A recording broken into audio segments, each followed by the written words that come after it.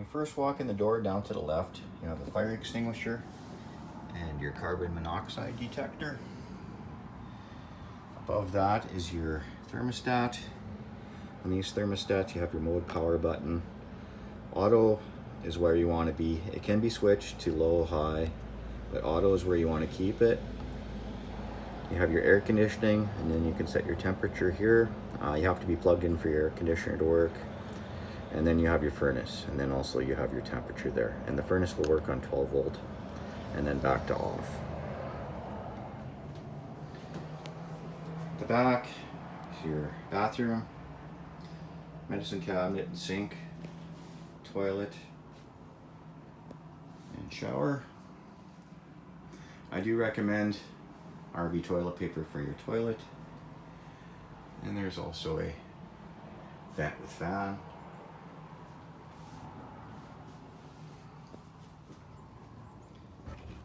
To the right of the entrance door, you have your pantry or closet, whatever you want to use it for. Hang clothes and boots.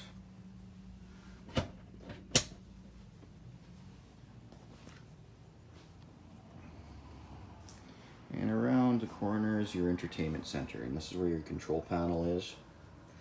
At the top you have your monitor. You can monitor your battery life and your tank levels. You have your water pump on and off, water heater, gas. So this is the gas part of your hot water heater. So if you want to run it on electric, you turn the switch on at the hot water heater. If you want to run it on gas, you leave that switch off at the water heater and turn this one on, and it'll start on gas. If you are using your gas part and this fault light comes on right here, that just means it didn't light. So you just have to shut it off and turn it back on. It takes a while for the propane to get there, so not uncommon for it not to start the first try. And then you have your lights. There's your cap light button, porch light.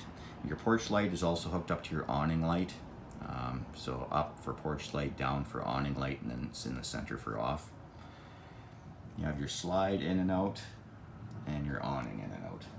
And I do recommend when you're using your slide to have your entrance door open, just for the positive and negative pressure, just to let the air go somewhere. And then you have your battery disconnect here. USB charging, light for underneath your fireplace, and your stereo. Your stereo is also a DVD player. You can watch movies on it. And you have your zones 1 and 2. That's for your inside and outside speakers, so you can play them separately if you like. TV.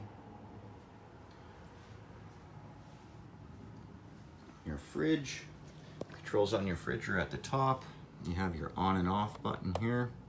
And then you can switch it to auto or to gas. Auto looks for 110 electricity first. If it's not available, it automatically switches to gas. Or you can just switch to gas if you know you're not gonna be plugged in.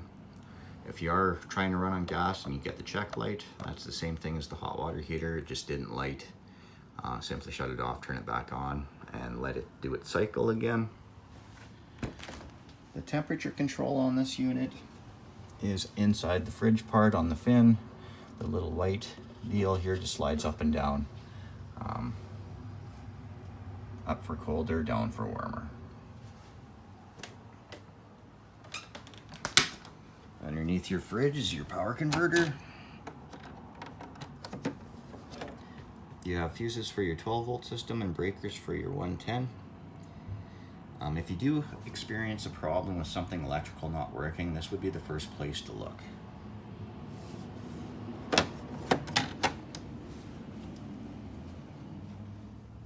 Propane oven and stove.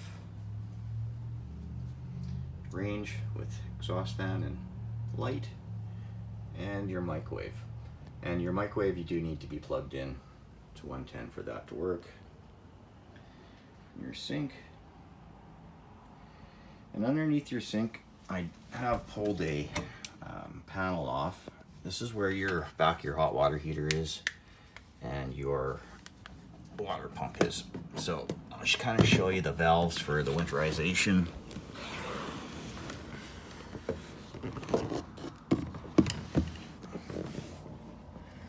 So we'll start with the hot water heater first. You'll see that one white valve down at the bottom right there. So there's only one valve on this one. When it's straight across, like it is right now, that's in use. So you'll have fluid going to your hot water heater. When you flip it up into that position, your fluid's gonna go up and it's gonna go back. There's a check valve at the top part of it, so that's bypassed. When you do your winterization, you don't want antifreeze going into your hot water heater, so you're going to want to bypass it, so you'll switch it to that.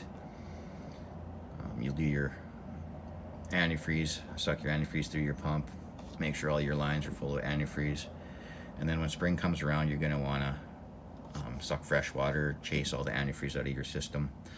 You'll keep your hot water heater bypassed at that point until after everything's come back clear, you have no more antifreeze in your lines, and then you'll switch it back to that position there. Your water pump is right next to it.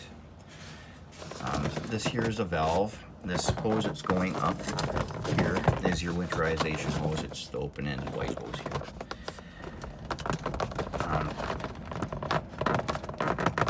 You can't really see here. If I bend it down. So this is your winterization hose here. That valve, if that valve handle is pointing up straight with the winterization hose, that means it's set for winterization. You can turn your pump on it and you can suck antifreeze through this clear, or through this white hose, this open-ended hose. When it's turned sideways like that, it's in line with the pump and the hose that goes to your tank, so that you'll be sucking from your tank in that position. So we'll leave it like that.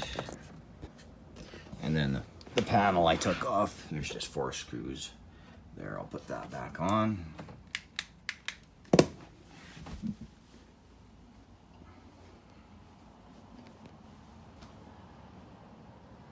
Your dinette. You can make your dinette into to a bed. Just pull the table off the post, set the table down onto the supports here, rearrange your cushions, and you're good for making yourself a bed like that. There's storage underneath each seat area.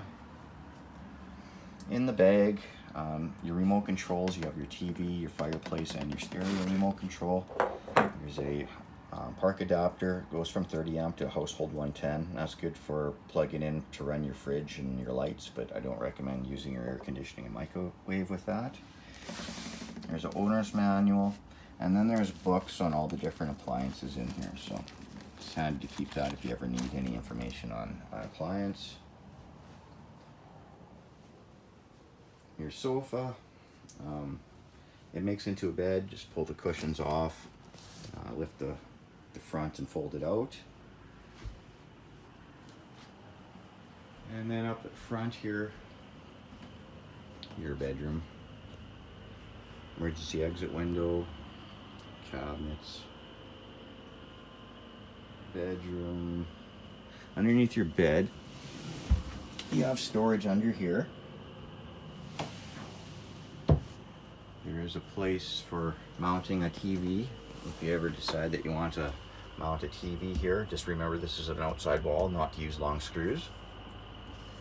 You have your coax cable and your power outlet up there.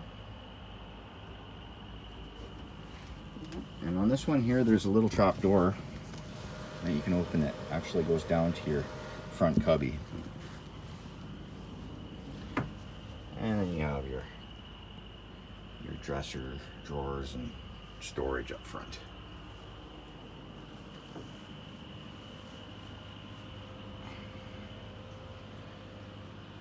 TV antenna up here, and this one here you just kind of pull down and you can spin it.